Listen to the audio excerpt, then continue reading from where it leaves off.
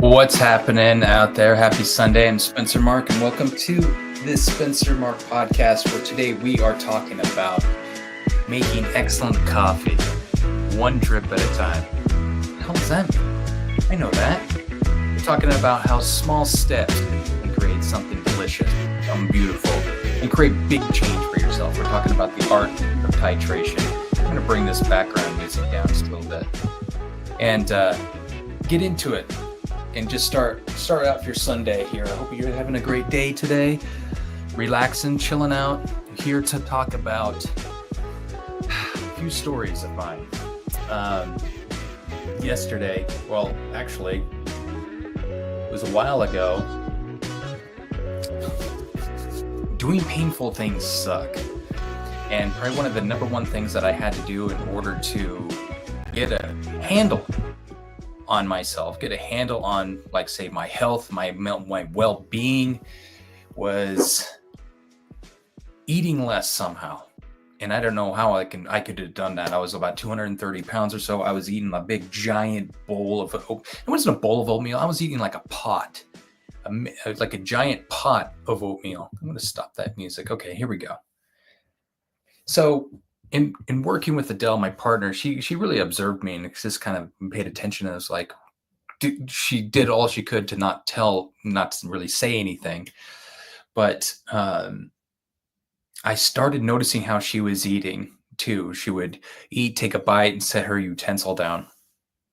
And the thought of me just like slowing down and stopping was extremely painful.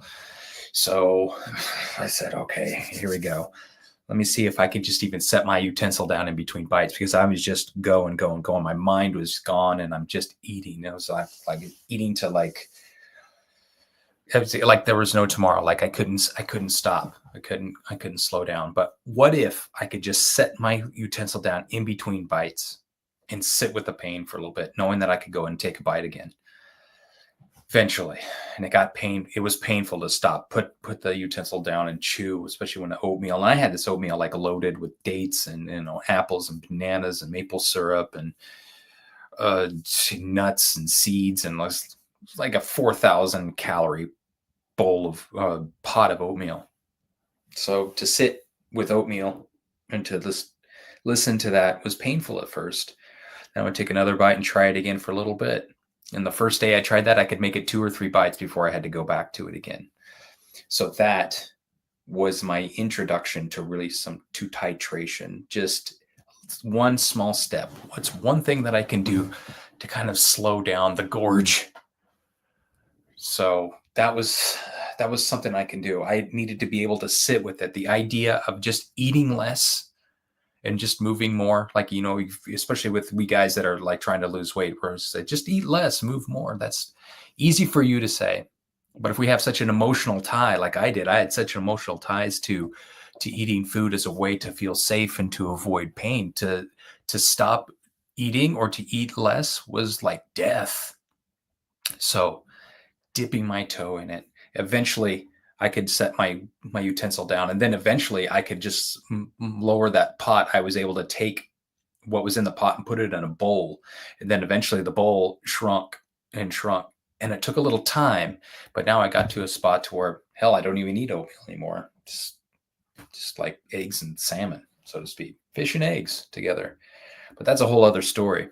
But the big change started with just a small step. Okay, so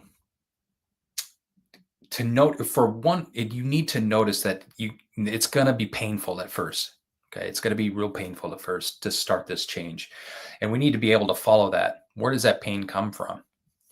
So what this has all taught me, is that you don't really have to conquer your change all at once. You can just go one step at a time, one bite at a time, one drip at a time. That's kind of why I was talking about coffee.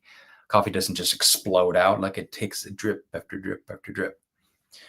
And that's what we're leaning towards, just this titration, dipping a toe in the unknown, dipping a toe in discomfort, and then coming back out of it.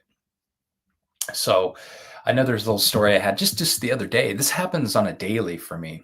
Walking from here, I'm in the north end, I'm walking to the gym just to get in some extra steps. And I'm on I'm on my phone. I love listening to YouTube. I listen to music or like videos on YouTube, and I just put them in my ear and I stream the entire time. A lot of times I have enough data, but recently I've had this crappy ass internet with Sparklight to where I've had to tether. I've had to use my phone as a hotspot. So I've gone through my data really quickly. And when I go through my data real quick and I've used all of my high speed data, I'm on now a lower plan. So as I'm walking to the gym, I cannot stream any of my stuff. So I'm like, God, when you're listening to something good and then it just and it starts to buffer. So I was just kind of left with this choice. Is like, this was real pain. This was really sucky. So I was like, well, I could either pay $10 a gig. I can put up with this slow speed buffering bullshit. Like I can't stand it. Or I can, heed some of my own advice, take these AirPods out for a little bit, put them away, and just be with my walk, even though it's like 20 minutes. It was difficult. So what I did is I told myself, it's like, okay, let me see. I'm going to take these AirPods out. I'm going to put them in my case, and I'm just going to walk with them in my hand and see if I can handle this. I'm going to take 5 minutes and see if I can do this. Started to breathe, took the AirPods out, put them away. This is ridiculous as this sounds, and I teach this shit. And it's like, this was tough for me because I just have this need to be stimulated as I'm walking because I'm just always in this like optimize, always be learning. Well, I think the learning is to just be with my walk. I was able to look outward, look at the buildings, the trees, notice the smells, the sights, the colors, the sounds, feeling my feet as they're hitting the pavement and just developing a rhythm and just breathing, still knowing that I'm allowing myself these AirPods. If I can't hack it, then I'll always have Spotify, I told myself. So after about 5 minutes, though, the wave of discomfort was able to leave. I found a rhythm, and then I was able to just walk with it. So that, just telling myself that I had an option, I had an out, to get back on the AirPods if it got too uncomfortable, helped me get through that. So real emotional discomfort at first, but eventually I did find a groove. So that was the titration. That was for me working through that. And so neuroscience tells us is that we have this window of tolerance, and growth requires that we, staying inside of our nervous system's capacity for just tolerance without triggering a shutdown or rage. Okay, so this is like a nervous system response, and we'll go into this a little bit more. And again, my partner Adele, who's a somatic practitioner, has really worked with me on this, and I'm going to have her on the show here real soon here too to talk about this. So a lot of her work goes into feeling what you notice in the body. These are all nervous system responses, going deeper into the body to understand what's happening inside there, to notice that this is not a strength thing. It's just using precision to pay attention to what's happening in our body and working with what the nervous system allows us. Because if it gets too painful, our fight or flight kicks in, we get activated, and then we might panic. So the thing to do is to breathe, get back into a safe nervous system state, and just sit with it for a little bit. And then if it's too much, get yourself out of it, just like dipping a toe in cold water. Okay, so again, we're not trying to bulldoze discomfort here. Okay, we're just learning to build endurance for it, breath by breath. Okay, so I'm going to start talking about a little bit why this all or nothing thing fails. Okay, and I think the perfect example of this is exercise science, where we're talking about progressive overload. For you guys that are lifting in the gym, you just know that as you're going through your different sets, you want to progressively load the bar up to start building up to find those last 2 or 3 reps where you're really pushing through. And that's where the real strength is made. You can't expect to just go from lifting the bar to throwing on 315 pounds and actually getting enough work in to cause a muscle stimulus response to have your muscles grow. It's going to bury you. It's too much too fast. And again, we're looking to slowly build strength. whether that's in the gym, whether that's in our behaviors. Slowly build it. Okay, so men are often taught to go extreme, all or nothing. Like a putting testicles on side of building is how you say in America, or actually balls to the wall. You can stop going balls to the wall here. Like again, like extreme diets. Dude, I've had it with this stomach, man. Chicken and broccoli for the rest of my life. No more carbs ever. I'm going to go to the gym 7 days a week. I'm doing even 2 days for the first 3 weeks. And I'm going to 2 hours in the gym nonstop. No excuses. Stay hard. Go for it. How long are you going to keep that shit up? Right? So the thing is that, again, it even goes to like even your emotional walls. Like if someone breaks your heart, like I'm never going to share my heart again. Hell with her. Like what she said to me, like I am never ever talking to anybody again. I'm never sharing myself again. And it's just this all or nothing thing. And again, what we're trying to do with this podcast is finding the beauty, which is really paying attention to the subtleties of life. It's not all or nothing. There's a whole middle area that we need to be able to explore. So those are the pain points that you're going to end up hitting when we do this all or nothing thing all the time is you're going to get exhausted from the overcommitment. It's tiring to tell people what you're going to do and just to go and to go and to go. Part of making your life an art is knowing when to press and when to back off. When to push and when to kind of put your sails up and let the winds of change kind of take you. So it causes an extreme exhaustion to keep this type of thing up. And how much energy you got anyway? We're all talking about our vital energy. It's a finite resource. You don't want to burn out, right? And that's a big thing. It's just that overcommitment. Just going absolutely just crazy with it. How long can you keep that up? Honestly, like there's a saying, it's like a candle that burns twice as bright burns half as long. You're in this for the long game, right? So another pain point is the shame that you failed from an unrealistic plan. And when we developed this thing called, what is it? It's this learned helplessness is what this is. Like you starting a diet where you go absolutely go all out. You throw away all the processed food. You pick up nothing but you get the protein, you get the creatine, no carbohydrates, again, like the chicken and broccoli thing. And that's all you eat. Right. So, and then after a while that voice in your head is saying, hey man, where's the ice cream? When can we have a little something? And then you have a little something and you cheat. And this has been me. And I have a donut, which leads to a box of donuts. Well, I've already effed up this diet, eating this one donut. So I'm going to eat 12. That's that all or nothing approach. Subtleties. So when that happens, how many of you out there, how many dudes have felt shame when you've found yourself at the bottom of a box of donuts or the bottom of a binger where you had to pick yourself up off the ground? I found myself on a carpet one time face down with a pool of blood next to my mouth here. It's like, oh, guess I ralphed a little too hard last night after doing all those shots.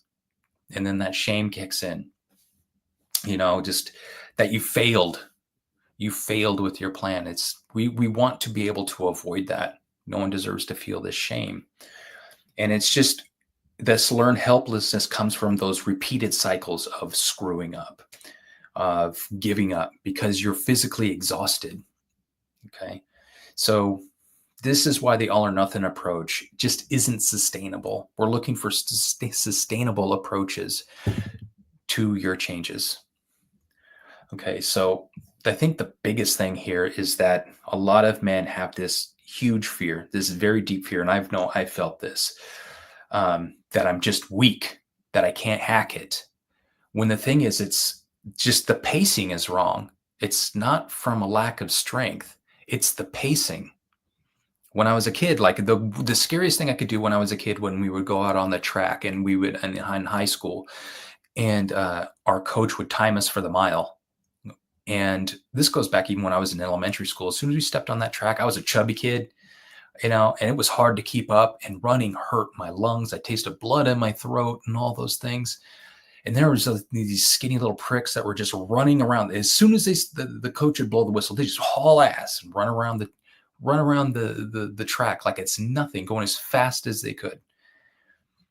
And I'm scared to death. Like, I want to be able to keep up. Why can't I keep up? I can't go that fast. So there's this constant fear, the feel that I'm weak. And those people that hauled ass at the very beginning end up like dying out, of course, because they had their pacing all wrong. And it's not like a mark on their character. They just got the pacing wrong. It doesn't mean that they're not strong. So pace yourself, bro. So let's just go into what this titration thing is. So that comes from the somatic therapy principle, and I want to credit Peter Levine, who is a pioneer in this research, understanding somatic practitioner training that Adele has done. It comes from his book Somatic Experiencing. So titration means that introducing small and tolerable doses of stress or discomfort, just enough to grow, not to overwhelm. Just enough to grow, but not to overwhelm yourself. Because again, we're working with the nervous system responses to these stresses. You take everything on as too much of a stress, so we're taking just a little bite out of these little mini stresses. So titration really works in a way to where you're taking these little bites to help people heal trauma by approaching their emotions slowly. And what this does is it keeps the nervous system feeling safe and regulated. So you're not falling in a fight or flight or a panic mode.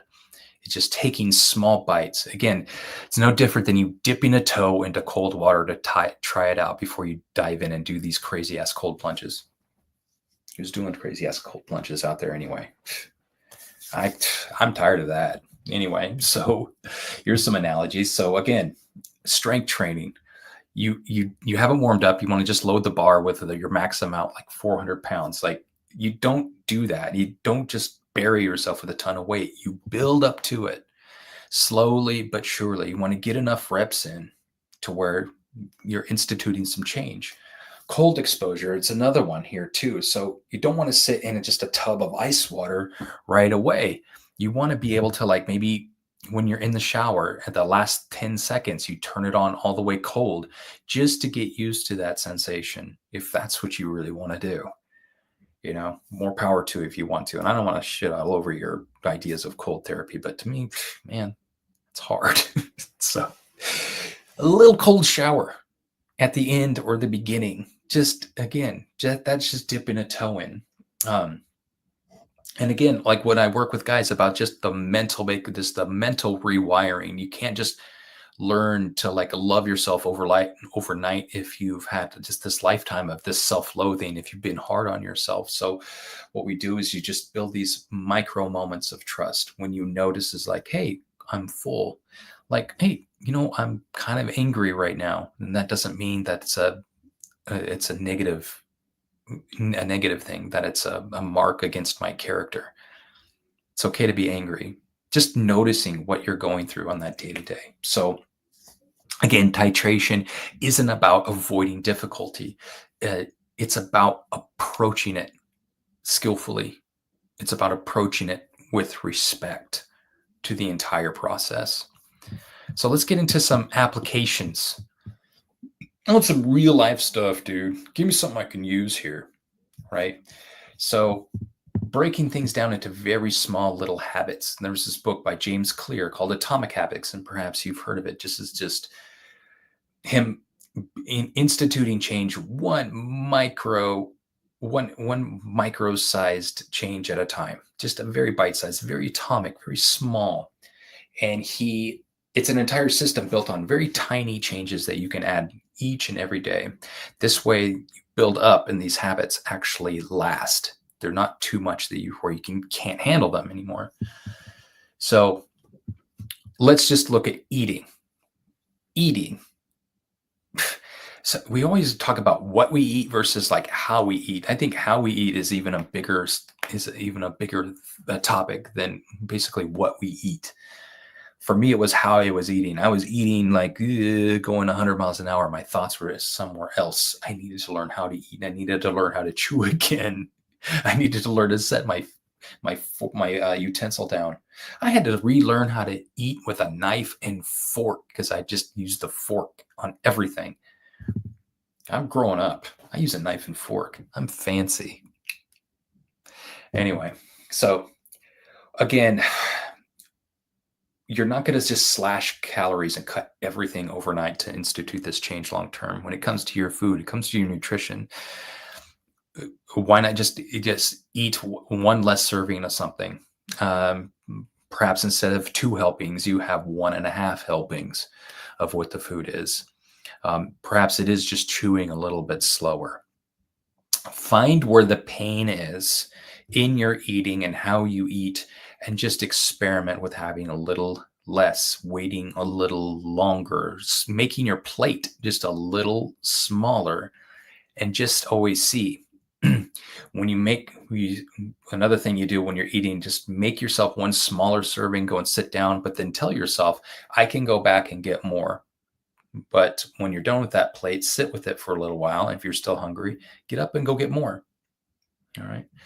So small behavioral shifts, put that utensil down in between bite and be able to feel into fullness. This is when you come up into that awareness, like, man, I actually feel full. I'm going to honor this feeling that I have. And the more you honor your feelings and what you're going through in your body, the more your body's going to pay you back.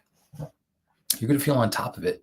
That's what this is about, man. When it comes to exercise, you don't have to force 90-minute or 2-hour gym sessions.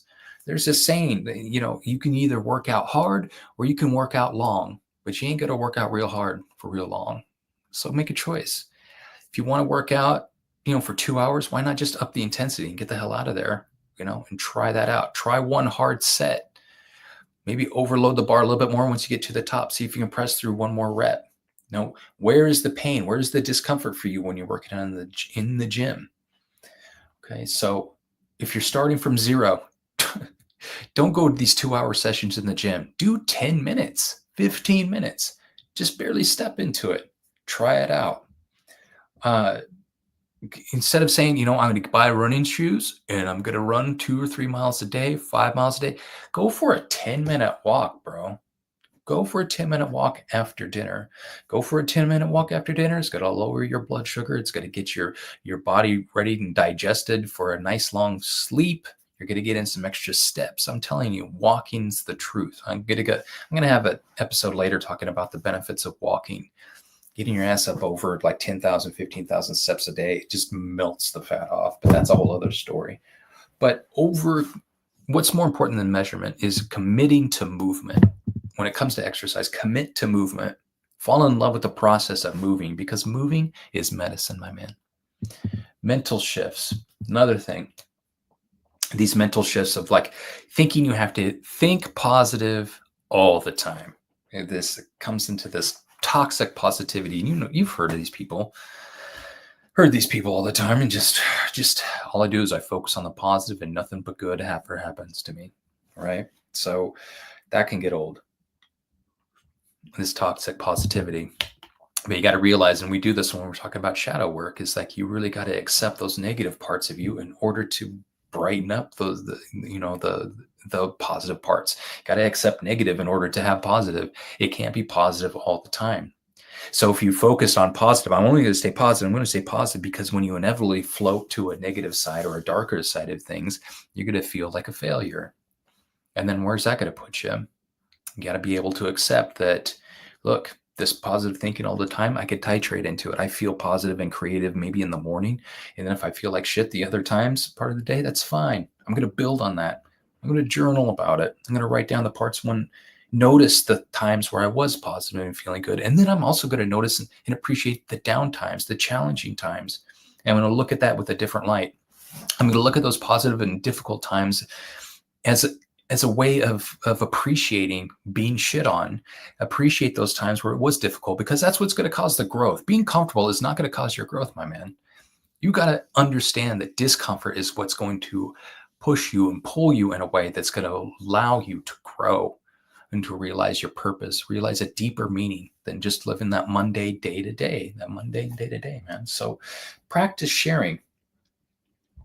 Just catching yourself, I should say, more just catching yourself. When you feel like you're spiraling, it's okay. Allow for softer thoughts. Be careful with yourself. Be kind. Offer yourself some space. Relationships. You can't, like, I put this here, just don't unload years of feelings in one big confession. Don't do that to your partner. just offer just one thing. Just one offer a thought. Just practice sharing one honest thing in a conversation. Don't unload all of your stuff. Okay.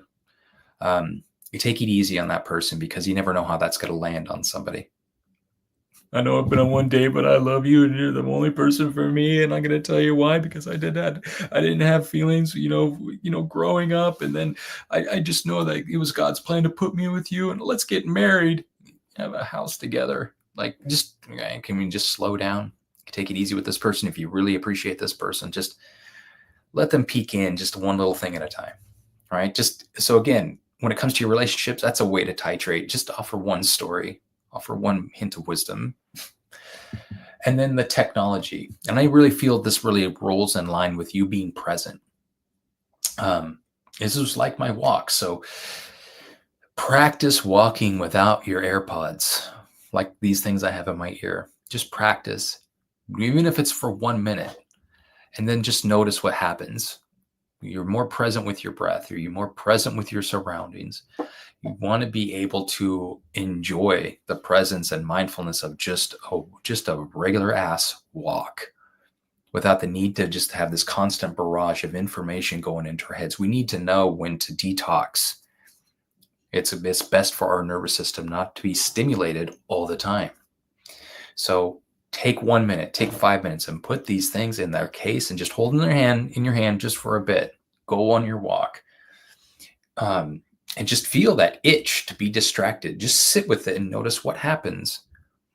Where is the pain coming from? Or do you notice it in your body somewhere? Okay. Where do you feel the ease? On top of that, explore, be curious, learn to be in the discomfort of the presence.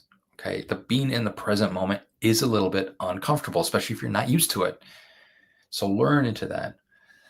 Learn that there is going to be peace that's going to follow this discomfort. That's the natural order of things. So just this key thought here too is just that growth happens when we lean into discomfort without drowning in it. Okay. So just lean into discomfort. It's not going to kill you. Just dip a toe in. So I want you to know here, just doing these little things that might be small potatoes for some guys, but I just want you to know that titration is a masculine thing. It's the thing that burns us out, really, is this rigid brute force that we as men have to think that we have to approach everything at. This is David Goggins, kick yourself in the ass type of approach, this Jocko Willink type of approach. It has its place. I respect those gentlemen. That's fine. They do their thing, but there comes time to where you need to be a little bit softer in order to allow these things to happen. So again, rigid brute force, that can burn you out. But when it comes to titration, this really is about precision. It's about endurance and recovery. And that's going to create lasting power. For me, I'm interested in shit that lasts. I'm interested in being precise. This is about precision. It's about excellence. It's about making your life art, one brush stroke at a time. What does that look like? You can't attack your canvas with rigid brute force. It takes a touch. Okay, so what does that touch look like? It looks a lot like titration. It looks like being mindful of that moment and just like, look, how can I approach this? This is uncomfortable. How can I do this one little thing at a time? So let's reframe this. What strength would look like? Strength can look like not powering through. It's not about just plowing through shit all the time. Think about when you're sharpening a blade. You can't just hammer on the blade. You need to pay attention and hold that knife just right, and to just feel the friction off of that stone on the steel, and then just finding the edge. That takes an awareness. It takes a finite touch. It just takes, I don't know, it takes get yourself a flow, but it takes understanding subtlety, finding your edge. It's not about blasting through all the time. We're not dynamite all the time. Dynamite's explosive. And when you're in a relationship with someone, it's like, is this a caring person, or is this, you want to be described as, oh, he's really explosive, especially in the sack. Okay, so this is about, guys, this is about precision. It's about presence. It's about patience. This is the type of masculine energy that I'm interested in too. So it's this precision, presence, and patience, the 3 Ps. So I really feel that men that titrate into the growth, they stay in the game longer. Again, marriages last a little bit longer. Even relationships, whether you're married or not, your health lasts longer. You can be able to put on, strength and stamina longer. I feel that your leadership can even deepen too, because your relationship with yourself deepens. Your relationship with yourself just is becoming enriched because your body trusts your intuition. Your body trusts is that you're doing the things necessary in order to keep you both safe. It's a way of all coming together, all parts of yourself coming together and getting on the same page here. Just one small step at a time. Okay, so just a masculine energy insight. If you're going to have to become tender to own your own edges. Okay, just know that the seeds of thought, they grow in soft soil. You need soft soil in order for that seed to absorb the nutrients, to absorb energy, sunlight, all those things. A seed can't grow in solid brick. It really can't. So you need to soften a little bit more. Step into that. So closing reflection. We went through a lot in a short amount of time. It's just this simple call to action to you to just try this thing out. Try one small thing. Whatever that pain is, what are you called to do? Is it something at work? Is it something within your relationship? Is it something have to do with your health, your creativity? What's one small step that you can do? So pick one place this week to titrate. Eating with more presence. Moving your body a little bit more. Speak one more truth. And maybe walk without some stimulation. What is that thing? Find a place that you want to titrate, and then leave a comment below. Where did you start? What came up for you? Let's share some ideas here. I know I got 2 or 3 people that tuned into this live stream, and I got maybe 2 or 3 likes with my videos because I'm just starting out. This is my titration, is just being here once a week, experimenting with what works, and not beating myself up if I don't get the outcome that I want, but I'm just here and I'm just taking small steps. This is my titration. One episode at a time, one sentence at a time, one banner at a time, and this is me. And so I just want you to know, guys, that small steps are not weak. Small steps are wise. Small steps build strength. And again, drop by drop, you keep doing this. One day you're going to wake up unrecognizable. And aren't you curious about that? Aren't you curious about what you could be? What if you looked at your life as art? What that could look like when you look back on your life without any regrets, absorbing everything, not shunning anything in your life, but just taking one small bite, out of life.